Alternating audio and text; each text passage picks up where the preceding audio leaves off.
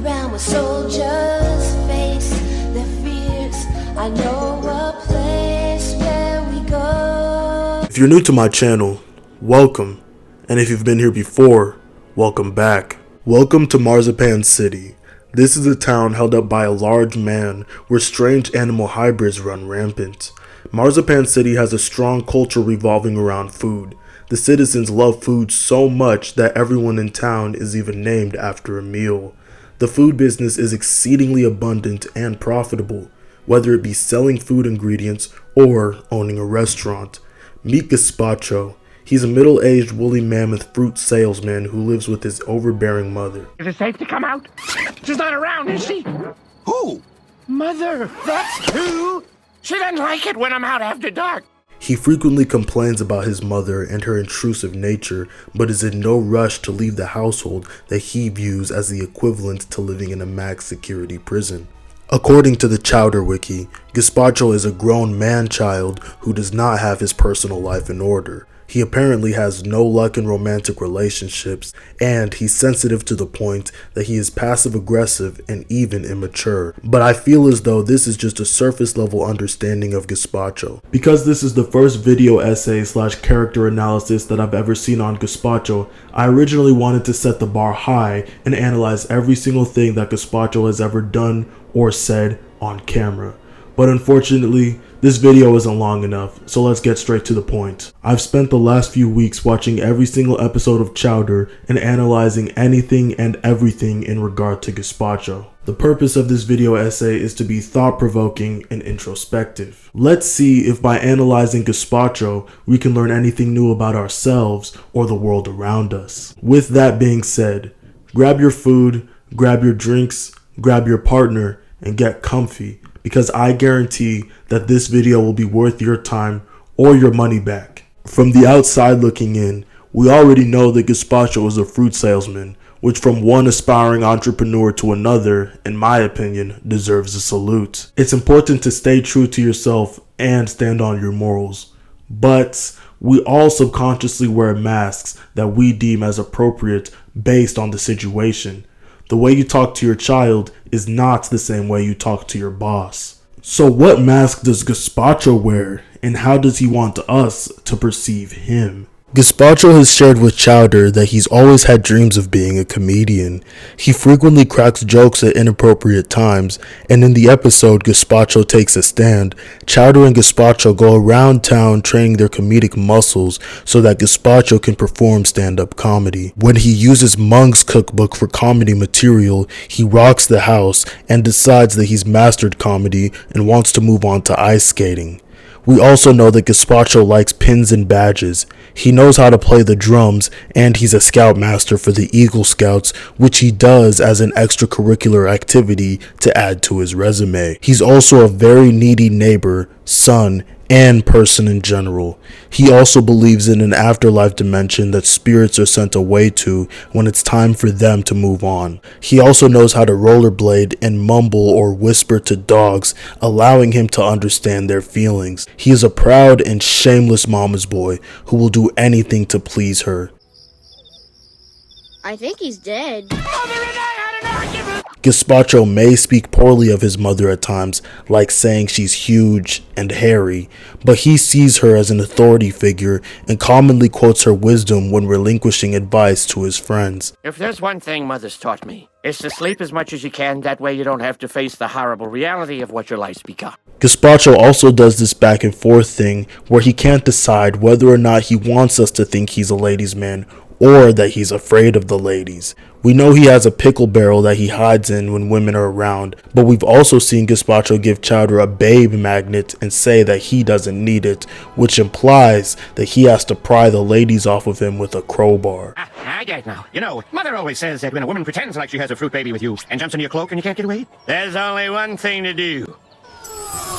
No, women can smell fear.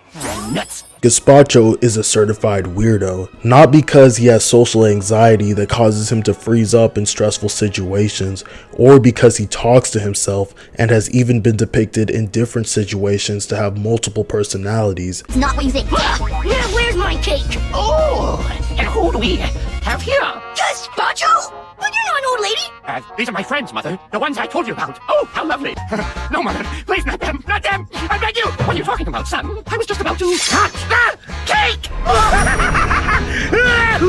But because he literally is a certified weirdo. And in the episode Chowder Grows Up, there's a 20-year time skip into the future, and Gazpacho's fruit stand has been turned to a glory emporium because Gazpacho has allegedly matured and become a ninja super spy / kung fu warrior. He's an inventor of various aircrafts, knows how to defuse a bomb, and even dates lots of girls. Mung Daal shows Chowder this recording of Gazpacho because if Gazpacho can grow up, then anyone can. Chowder gets motivated by this and chooses to take on an apprentice.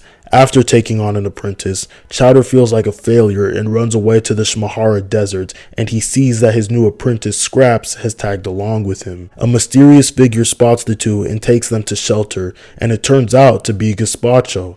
Chowder asks Gazpacho where all his materialistic stuff went, and Gazpacho painfully admits that his whole life was a lie. It started when his mother wanted him to get a real job like accounting. Then he cried for a week and hid away in the man cave where he can hide from reality. Gazpacho talks about how when he was younger, he wanted to open something he called the fruit stand-up, where one can listen to him do stand-up comedy whilst customers buy his fruits and vegetables. Chowder says this is Gazpacho's greatest idea and wonders why he never followed through. Gazpacho says that his mother claims that growing up is doing what's expected of you, not what you actually want to do. Chowder says that maybe his mother's wrong, and Gazpacho shushes him out of fear that she might hear their conversation. Even 20 years into the future, Gazpacho still idolizes his mother and fears letting her down. I'd assume Gazpacho is about 50 years old now. It makes me wonder, do we as people ever truly get over the fear of letting our loved ones down? Since we're social beings, we naturally care about the well-being of our tribe.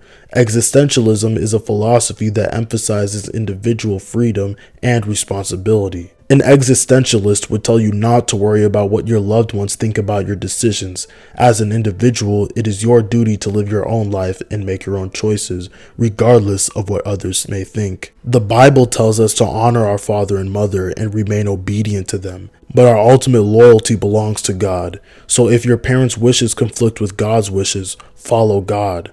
The Bible has a big focus on consequences of one's actions and says that we are responsible for our own sins, but sins can also pass down from generation to generation. For example, Gazpacho's mother always complains that he's lazy, but these negative traits that she criticizes Gazpacho for started with her.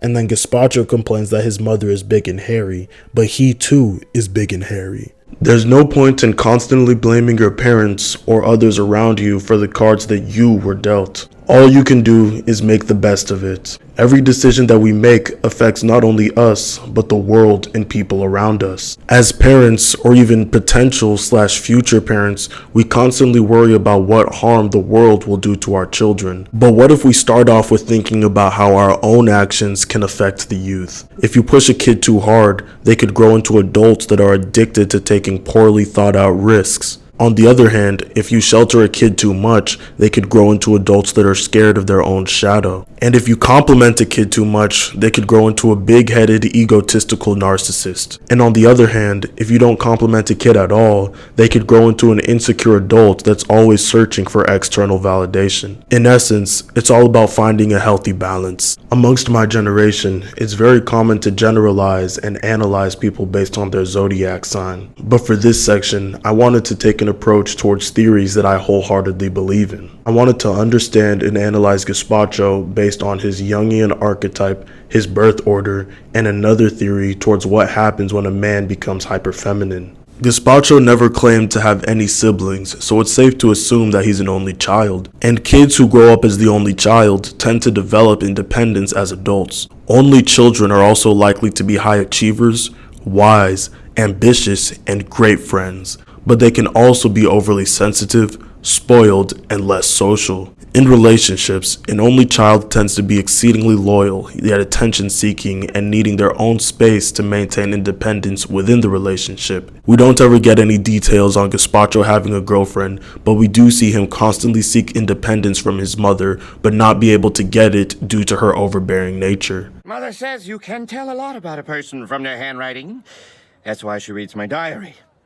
Of course, these are considered generalizations, and just because they apply to Gazpacho does not mean that they apply to every single only child. In my experience, the only children that I've met appear to be very goal-oriented, independent, and a little selfish, but they also have tremendous relationships with their parents. I also believe that Gazpacho's Jungian archetype would be a mix of the jester and the man-child, also known as puer aeternus, or the eternal child. The jester archetype is a complex yet extremely common character who we run into at many different phases of our life. The jester is an important archetype that shows us to not take life too seriously. Think of the funny friend you have, or the class clown in school, or even that person at your job who is always trying to make people laugh. They're the personalities that keep life interesting. Their primary trait is to bring joy and laughter, and they stand out from the crowd with their unique personalities and behaviors. Jesters often have a foolish wisdom that may initially come off as silly, but are at the same time insightful and helpful. We frequently see Chowder come to Gazpacho for help, and he does have a few cold takes, but majority of the time, the advice does help Chowder and Gazpacho learn something new about themselves. Gazpacho comes across as innocent and naive, and he has a cognitive dissonance to him. He represents order and disorder. He gives heartfelt advice that's usually regurgitated from his mother, but this advice can get Chowder into even more trouble. This is the type of advice that you throw in a "but I don't know though" at the end, which tells the recipient of the advice to take it or leave it. So we know that Gazpacho is the jester and an only child, but what makes him the eternal child? Puer aeternus is described as an adult that remains psychologically immature. This archetype frequently exhibits a reluctance to fully engage with the responsibilities and challenges of adult life. You're probably wondering, how is he the man-child when he owns a fruit stand and is self-employed? Well, I'd like to argue that one can be financially successful, but be unsuccessful in other important aspects of their life. Money only enhances who you are. It can't unlame you. Some key characteristics of the man-child is their avoidance of commitment, a dependence on others, especially parental figures. Gazpacho relied on Mung to give him a place to stay when he and his mother had a falling out, and he relied on his mother to cook for him and put a roof over his head even at his older age. A tendency to lean towards escapism and fantasy. We constantly see Gazpacho hide in a pickle barrel, and we even see him daydream about being super cool or imagining what other people are talking about. And this archetype finds difficulty establishing healthy, mature relationships. Carl Jung also explored the impact of the mother complex. This is where an individual's relationship with their mother significantly influences their adult behavior. This makes sense because historically, the mother has always spent more time with the child, especially with young men in the Western world. Modern young men are struggling socially, academically, romantically, spiritually, emotionally, financially, and physically. Instead of stepping out into the world and going on real adventures, the modern man would rather passively wander through life from the comfort of his parents' home.